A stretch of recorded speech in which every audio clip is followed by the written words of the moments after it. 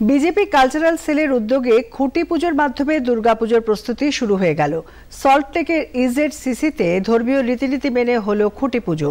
উপস্থিত ছিলেন বিজেপির রাজ্য সভাপতি শমিক ভট্টাচার্য, রূপা গাঙ্গুলি, রুদ্রনীল ঘোষ প্রমুখ।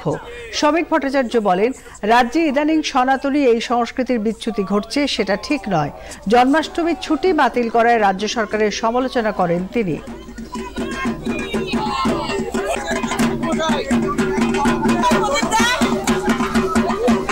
দেবী দুর্গা তো পশ্চিমবঙ্গের বাঙালিদের সঙ্গে এবং সারা পৃথিবীতে যেখানে বাঙালিরা থাকেন, মানে হিন্দু বাঙালির ডায়াসপোরার সঙ্গে সম্পৃক্ত।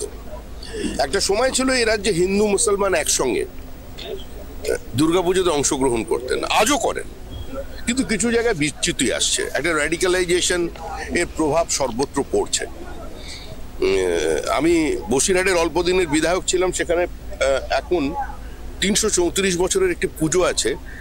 সেই পুজোয় তাদেরই পাশের বাড়ির এক মুসলিম পরিবার, যারাও অত বছরই আছেন ওখানে, তারা যতক্ষণ না প্রতিমার কাঠামো কেটে দিতেন ততক্ষণ পর্যন্ত দেবী বিসর্জনে যেতে পারতেন না। এটাই ওখানকার রিচুয়াল এবং এটা চলে আসতো। গত ৩ বছর ধরে সেটা বন্ধ হয়ে গেছে।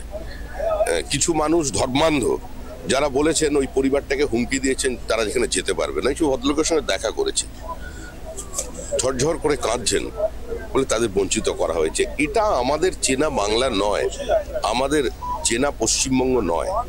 আমরা চাই দুর্গাপুজোর বিসর্জন এবং মহরমের মিছিল একই রাস্তা দিয়ে, একই সঙ্গে, একই সময়ে সমান্তরালভাবে এগিয়ে যাক।